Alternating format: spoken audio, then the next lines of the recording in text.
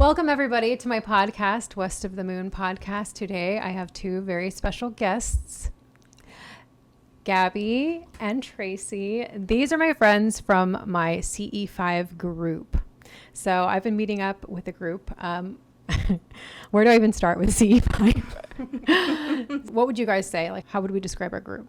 I would say it's a group of like-minded people. Like, we share a bunch of interests. We talk about so many topics that about spirituality, consciousness, meditation. We vibe really well. Yeah. Like, we found each other. When was this, like May, June? Approximately. It's been a couple months. CE5 app. CE5 Close Encounters of the Fifth Kind. And it's been a blessing. Yeah, then. I think so too.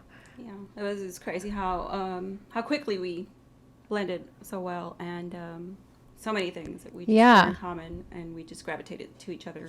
I think when you have like these serious topics, like religion and politics is kind of like in the same realm, because like with politics, it's like if you vote a certain way, automatically you're in that group. And with religion, it's kind of that way too. Like these religions, like they gravitate towards each other because of that. Like in CE5, I think we all kind of question. We all have like a curiosity, and like we're constantly trying to ask what it all means. Also an openness, like to have, to talk about these topics that like people probably want to talk about. When you find somebody that matches that curiosity, you're like, wow, like you're just immediately drawn to them because you're like, holy cow, like somebody else actually thinks like me. Like I didn't think there was anybody else like this. So I think that like that's kind of the feeling I had initially. It was like we were just like so excited about that we just kind of like shit. We kind of like just latched on to each other, kind of like wow. Yeah, the same here. I was blown away about how much we have it in common. Because like you said, you can't really share these kinds of things with family or certain friends. A lot of people aren't open. They're not open to this at all. So it's very interesting. Just to like explain more about CE5 and what CE5 is, it's an abbreviation for Close Encounters of the Fifth Kind. And I actually don't even off the top of my head remember what the other ones mean. So there's like there's Close Encounters of the First Kind, which I know means if you see a UFO. Yeah, UFO I should actually look at the app right now. Let me see. Yeah, and Close Encounters of the Second Kind is when there's been some evidence, like a scorched grass landing, and crop circles, evidence, some physical, tangible evidence of it. The third is where the third is when you actually see an ET life form. Yes, that's exactly what it is. Yeah, so the first one was the sighting. UFO sighting. Second one you said physical evidence. And then the third was sighting of an actual ET life form. Right. And then, whether it's like the physical ET or a light being. Yeah. And then, so that's a sighting, just a sighting. Right, exactly. And then fourth kind is the experience on board an ET craft. Right. And so we kind of talked about that with that like Fourth Kind movie yesterday. Yeah. That's like. Well, that was a scary example though. Yeah. Where you've been abducted maybe or taken on board willingly or unwillingly. Yeah. So that's fourth. Yeah. And then you have the fifth, which we're involved with. Yeah. And so the fifth is human initiated contact. Yeah. With ET. Yeah. Civilization. So this is kind of a crazy thing, like, that we're talking about this because people are going to be like, what? These people try and like contact aliens. But what's funny to me is like we just had a new member join the group and she was talking about MUFON. So there's an organization called MUFON, which is the Mutual UFO Network. And so this, this is like a pretty extensive group, like not just here in town, but like all across, like everywhere. I think it's across the world probably. Yeah. And so the members of this group talk about actual abductions that they have gone through or know somebody, or maybe they had like an implant or just like these weird phenomenon that happen specifically with UFOs and ETs and encounters. So so it's interesting that exists, and like now with this new CE5 movement that just came about, there's people that are actually trying to do this. Like it seems kind of crazy. But I think, at least in my case, like how I feel about it and what I think about it is that like, it's just it's a level of comfort to know that we're not the only ones out there. Right. I feel, it's like on a topical level, like so many people, whether they believe in aliens or not, some of them won't even like, maybe even acknowledge like, yes, I believe in it. Or, I feel like this is like a big step. Some won't even consider it. Yes.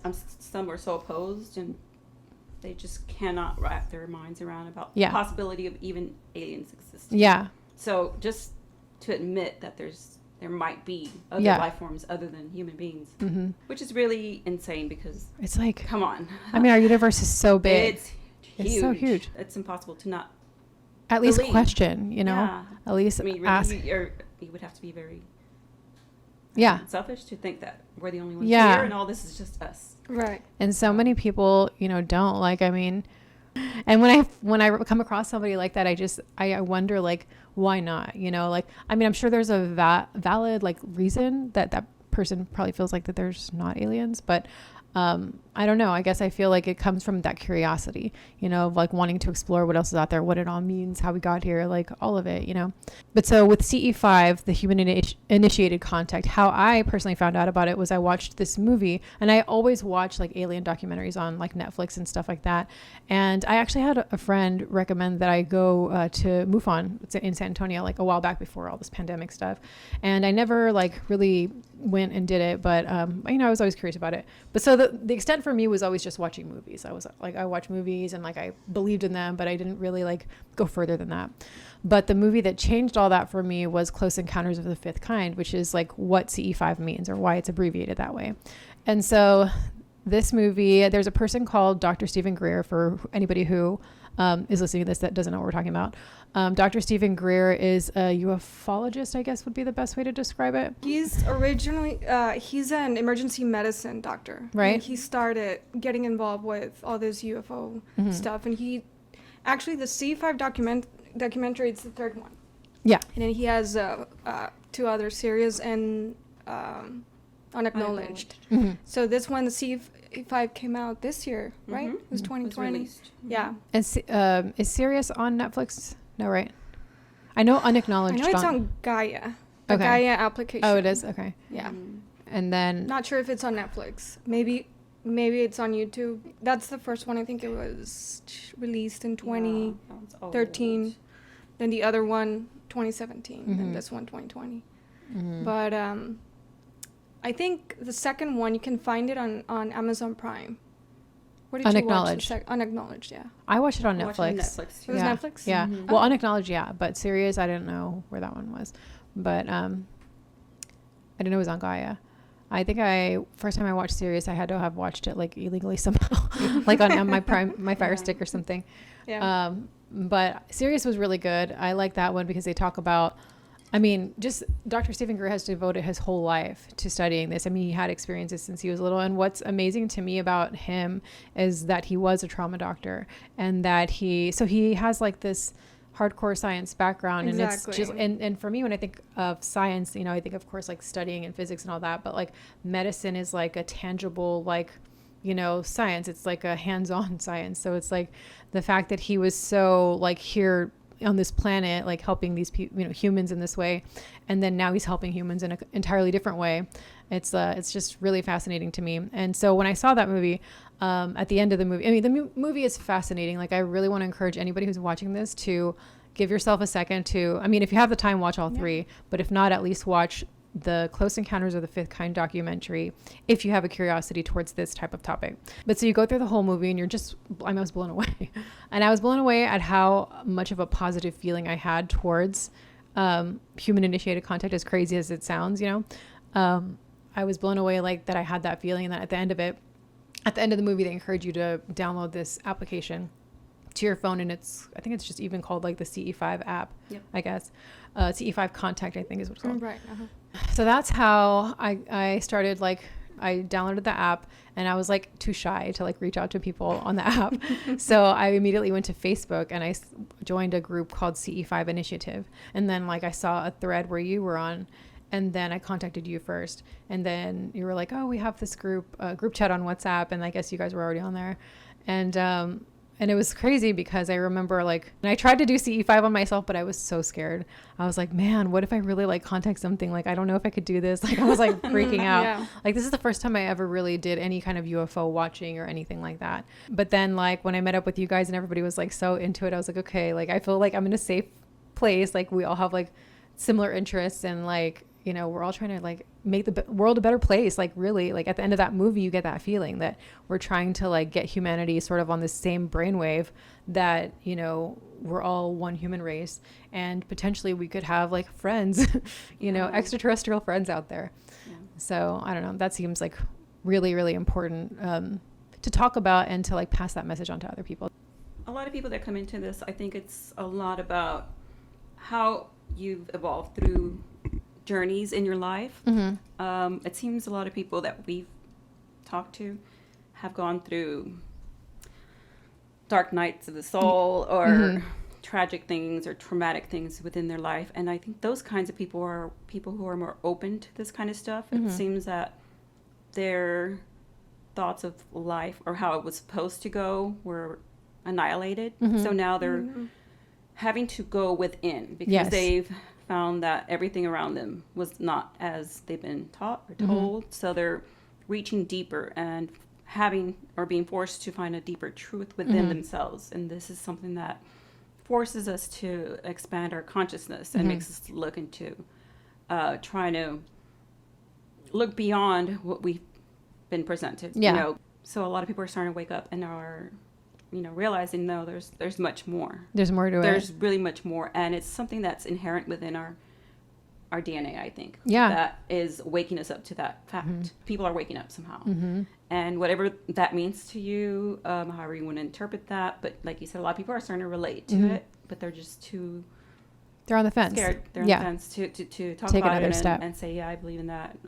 They're afraid of reproach or being slighted from family. Yeah. So they're kind of like, I have no one to relate to. So who am I going to talk to this about? Talk to, yeah. So I was really glad when I found the group as well. I was like, oh, it's like we were in the closet. We were like finishing each other's sentences. Exactly. So yeah, I think that's very relevant in the world today. And I'm seeing a great change among people, and it's very exciting to see people opening up in that way. Yeah, I think so too. So as far as like CE5 and like, I guess CE5 protocol, like, do you guys want to talk about like how we go into CE5, like when we go to a meetup? Well, first of all, I mean, you have to form a group. Yeah. And I think one of the most valuable tools in that CE5 app is it gives you the option of networking, which you already sort of mentioned. It shows you like which members of the CE5 app are nearby. And that's how I started contacting some of the members in our group to try and see if they want to, you know, to get together. Now, you can do CE5 by yourself, or you can do it as a group. It's fun if you do it as a group. It's more powerful if you do it as a group. Get to know each other. Like before actually doing or CE5 protocol, you have to get to know each other, either, you know, meet up for dinner or whatever, or just to hang out. I think what we did was meet up at Wine 101, right? In Helotes, Wine 101. In Helotes, Old Helotes. You know, we pretty much just talked about our stories, like why we... just to join the CE5 application. You do want to make sure that the people like you get to know has that same positive vibe. You know, they should be able to project. Why is that important? Well, when doing the CE5, you want to have cohesion. The energy has to be very pure, and you want to set that intention because you're reaching out as consciousness, as one consciousness. Like, you want to make sure you're in sync, pretty much. Like, everyone's on the same page. And this is based on, you know, we're all connected. We're one mind. Getting to know each other before meeting for CE5 is always important. Structuring our groups, developing a kind of like a timeline of how to do things, what's first, what's second. An agenda. An agenda. An agenda exactly. For each meeting. For each meeting. And then we develop socials as well, so we can... all get to know each other better. And group intention is important as opposed to individual intention. Meditation is key, and we've used either, you know, the guided meditations from Dr. Greer on the CE5 app, and after that we do CTS, coherent thought sequence, where you pretty much just visualize yourself, like where you are at that specific moment. Or the group in general, and the your field. Surroundings as well. And you're projecting that vision sort of out towards the cosmos, kind of like a map topography where we're located. So we're doing that through meditation and consciousness, because we're all one consciousness Mm-hmm. across the universe. So doing that will show them where we are and kind of give them a map of where they can find us to visit or to come and see us. So Show themselves. show themselves, yes. And that could take on many forms. So it could be physical, visual, orbs in the sky. It could be, I'm not going to say ghosts, but they could be paranormal activity. It could be also sounds or temperature changes, energy fluctuations within the group. Somebody might get cold when somebody might get hot, or Different sensations, like something out of the norm. Yeah, it could be anything. It could be apparitions or lights, different strange lights that have no explanation. Mm-hmm. That move in like a very weird way, like do That's what sharp I like about the turns app. or- Yes. Yeah. That's what I like about the app, because it kind of gives us, like, it shows us, okay, this, if you see this, it's probably a satellite, or if you see this, it's probably this. So it's kind of Meteor, like, yeah. if I hadn't known that, like, every satellite I saw, I would have thought it was a UFO. Yeah. Because they look like just weird. You Yeah, know? we've seen a Right, lot of uh-huh. those too. Yeah. And we're like, yep, that's a satellite. So I like that he kind of like does that. So Samples. He of- provides several examples of, Of okay, this is a satellite. This is not a satellite, but it kind of looks like yes. that, but it's a UFO. Yeah. So it's pretty convenient. Or the meteors application. too. Meteors. Meteors. And he does What suggest else? apps to track these, a meteor tracking app. So you can check if what you've seen is, and you're not sure if it's a meteor. So you can track meteors or track satellites. Or the ISS, Even the International Space that Station. as well, or planes that you're just maybe not sure, is that a plane, is that a helicopter, Mhm. or whatever. He'll give you examples. There's one that I saw that said it's a flight path where you can track planes. So he says you can check and see if that's an actual plane if you're not sure. So you know what else is out there. So Yeah. we're not like thinking everything's a UFO. Yeah, it's not like we're Like, yeah, like just believing these- everything. Anything Yeah. that pops up is we're actually doing Yeah. the work to make sure that we're not being fooled. Or I think we're that's not what I gullible. like. That's what I like about this group is that like I was telling my brother, because I had been posting on Facebook about meeting up with my alien group or whatever, and so I was chatting with my brother on video chat, and he was like, "So how's your group going or whatever?" And I'm like, actually, like, it's pretty interesting, because I think everybody here looks at it in a sort of a reductionist way. We're like, no, it's probably not a UFO. No, it's this, until we get like down the list of things. It's not, it's probably this, it's probably this.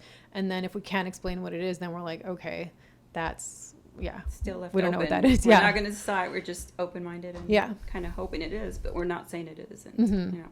So yeah. And so there's times that we don't see anything. Like, Yeah. there's times where we see something that we can't explain. Oh, but what's interesting is sometimes later, like at night when we go to bed, we'll have dreams. Yeah.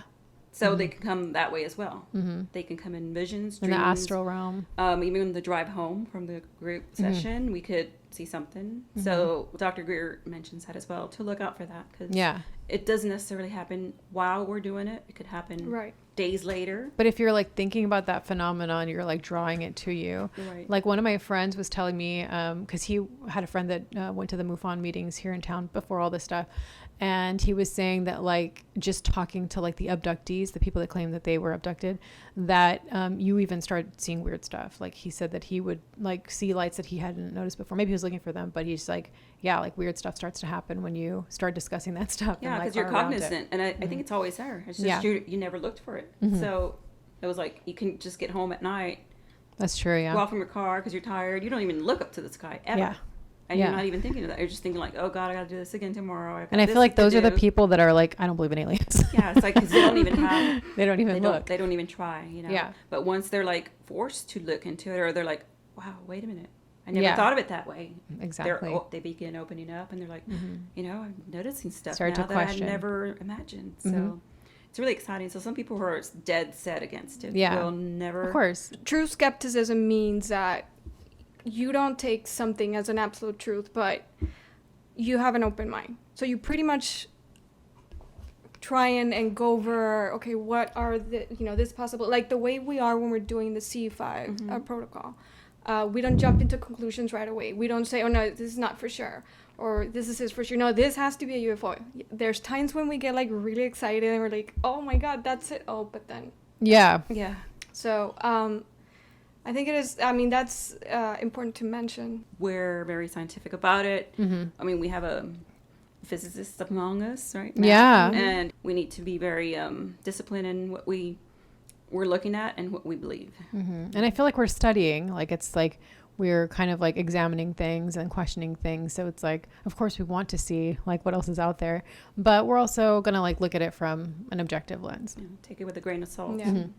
As far as the CE5 protocol, and when we meet up and like once we've got our group and we've figured out our group intention and we're, you know, pretty cohesive, everyone, what is the way to get from A to B and like, you know, start seeing stuff?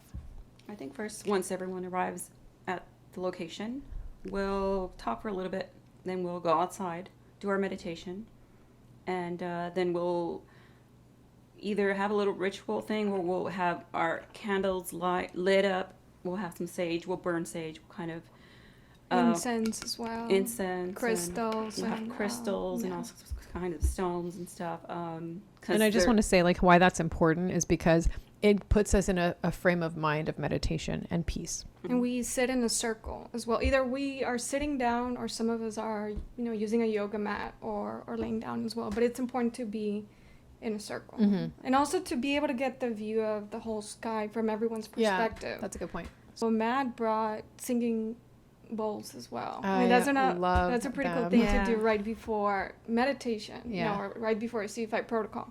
I think we were all pretty excited when he brought the bowls. I know, they're like toys. Thanks, Matt. Huge bowls, because we started with little bowls, and then he ordered the giant crystal bowls. Yeah, we're like, whoa, they sound beautiful. Yeah, such a positive effect. Like, what else after that? We play the tones. The tones. So Dr. Greer provides crop circle tones that he recorded when he was out in, was it England? I guess I believe in England. Yes, when they were out in the field and they were studying crop circles that they've found very elaborate, beautiful crop circles that could not be explained, but they extracted a certain melody or tone from that, and so he's using that as part of the tools we use. When we're viewing the skies, we use laser pointers to point out objects that we are maybe have caught our attention, and we're pointing out to the rest of the group in the circle. Then she'll be like, hand me the laser pointer, so we'll pass it, and she'll point something out, and we'll have a better way of following and tracking that. Making sure we get full coverage of the sky. So that's pretty much the protocol. We get together, we kind of like get in a cohesive place mentally, like with a ritual and some meditation. You know, we have our laser pointers out, we're exploring the sky and playing the tones. And I also feel like the coherent thought sequencing is super important because I feel like that's kind of like the map. We're like drawing them, basically like vectoring them in from the sky, like, or from wherever they could possibly be. And it's also like a scientific thing too. Like if you think of the studies they're doing now with like the quantum field and like how, you know, at the subatomic level, we're all connected in some way. We're basically, like I said, an antenna, like projecting our location and our good intentions out there in the hopes that we will catch, you know, we'll come up on somebody's radar, like their telepathic radar. So having said all that and like the protocol and what we do when we get together for our meetings, do you guys want to talk about like what we've seen, what experiences we've had? We've had several. The first one that I'm thinking is, I think there were several members who saw, it was like a big orb. I think it was white or yellowish. And I believe the following day, I remember you were actually there. In fact, I think in the CE5 application, there's a really good example of I think the orb or the flash that we saw. I think it's the first one. They call it an orb on the orb, app. right?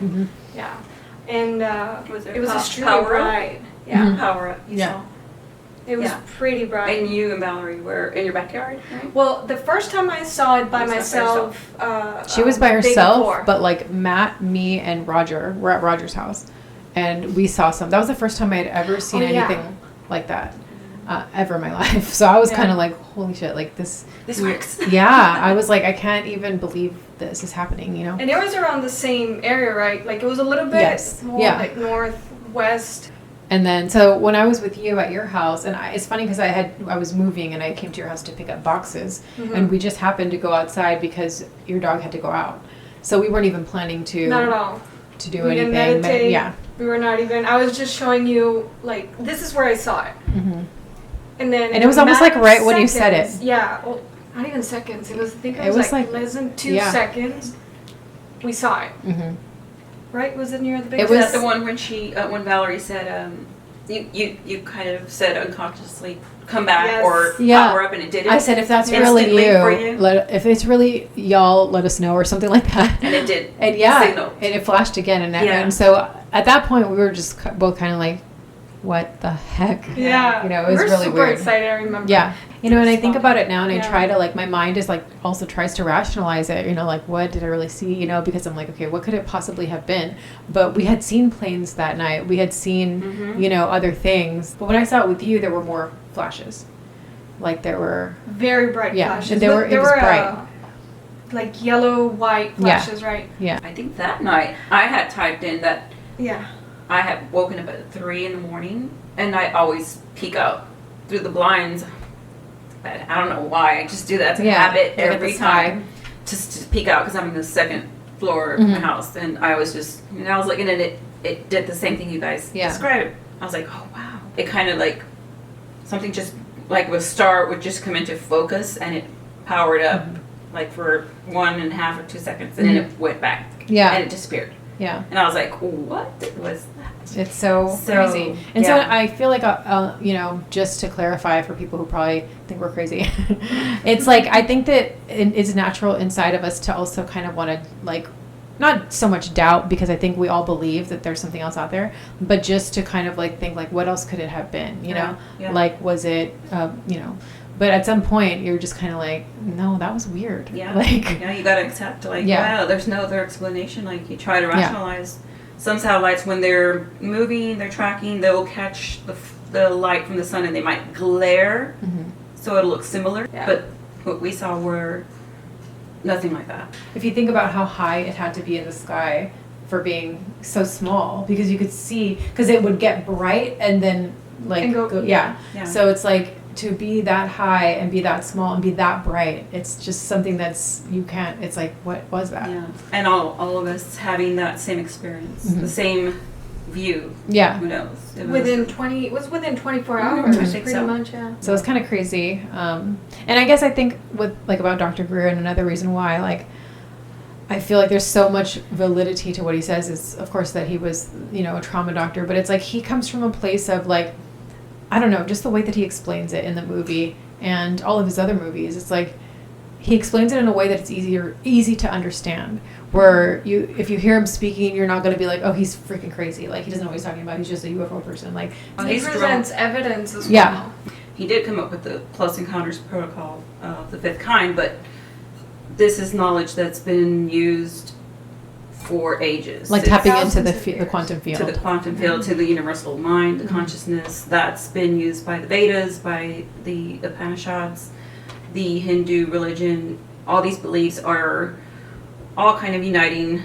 They're all different paths, but they're all uniting towards the same consciousness, the belief that consciousness is universal. Yeah. So shamans as well. Like shamanism, from Peru or Native Americans, or, from different countries in Africa. So, and I feel like that's one thing I want to talk about too in future podcasts, is like all of that, like the Mayans and the Aztecs and all of those weird pyramids, like. And even in here in archaeological sites, like for example in Egypt, you can see drawings of what looks like a UFO in Egypt and India, and like from a long time ago. In Mayans, the Aztecs as well. So ancient civilizations who were not supposed to be connected physically. Even petroglyphs here in the States, like when I went to Utah, they have drawings, right? Of native cultures who did cave drawings, what they call petroglyphs. Well, Utah's like a high activity area too, with their Skywalker Ranch and all that. Have you guys seen that show, the Skywalker Ranch? I've heard of it, but it kind of like, I mean, in a way, it kind of makes like ETs seem like not good, but just the fact that they have like evidence of this, like the whole show is them tracking evidence of paranormal activity, or like, it's not really paranormal. It just definitely seems like high radiation areas, and like they do film like actual lights, like they do film UFOs, like unidentified. Where is it? And it's a reality show. It's in Utah, the Skinwalker Ranch. I wonder if it's an area where ley lines intersect. It could be. They have they have like weird anomalies like in the ground, like they've measured with for I guess sonar or whatever it's called, like that stuff that measures underground. I don't know, but it's like a crazy show. Like, I mean, it's definitely more for entertainment. Like they have one scientist guy that's kind of like, I don't believe this, and then they have the rest of the people that are like, no, there's something here. Yeah. So and there most likely is, but to spin it with the fear in there, it's more entertaining. So it makes more money for people. So of course it's going to be that negative. Aliens are portrayed as evil or what have you. It's not one of my favorite alien things, but what I did like about it was that they do have evidence. Like, they have like scientists out there measuring stuff that are anomalies. So in a way that kind of like works in our favor, like people who do believe in aliens, because it's like they're proving that like there's just weird stuff happening, weird phenomenon that like can't be explained by science. So. Exactly. But yeah, so I mean, to wrap up, do you guys want to share any experiences that you've personally had with like your own sightings, or like why maybe you got interested in CE5 and like what drew you to this path? In my case, it started when I was 15 or 16 years old. I was still living in Monterrey. I'm from Monterrey, Mexico. And I'm so happy I was with my mom because I had a witness. It was not just by myself. Yeah. And we were in our balcony. From our balcony, you can actually see most of the city of Monterrey. And it is surrounded by 4 mountains. So it was at night. I think it was like around 8 or 9 p.m. We saw this huge ship just hovering right in front of one of those mountains. It's called Topo Chico, Cerro el Topo Chico.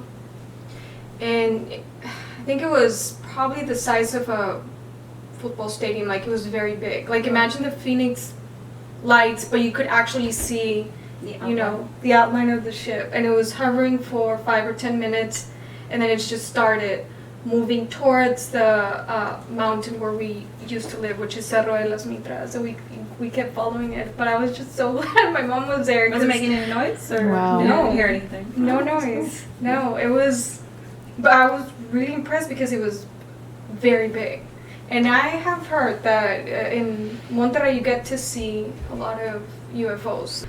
So that was my first experience, and I think from there I just started getting into a lot of all this UFO things and spirituality and whatnot.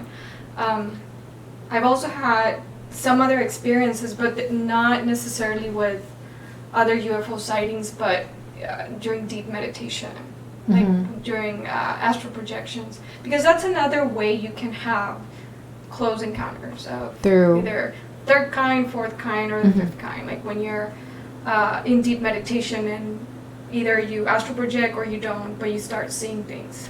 And I've had a few experiences that, where I've seen ET crabs, like huge ET crabs, and a humanoid being that was sort of giving me a tour of this huge crab that it seems it had its own like ecosystem. It was like a big city, but in a crab. Wow. So that's as far as my own experiences. Cool. Yeah. Wow. What about yours? My curiosity was piqued when I was young, very young. I would say it's maybe 7, 8 years old. I always had a curiosity about the stars. I would look up at the stars at night, and I would do this weird stuff. I used to climb the roof of my house and lay out on the roof, staring at the night sky. Wow. Yeah, and what made you curious to do that? Like, I don't know. I always just felt a connection to the stars. Like, I would just yearned to communicate. Side question, but were you like, did you grow up religious or? Oh yeah, my parents are very religious. Yeah, but so did I, but I still had that curiosity. yeah, too. it's really strange. So I considered myself the black sheep because, none of my siblings or parents are never ever think of any of the stuff that I bring up. They're like, what are you talking about?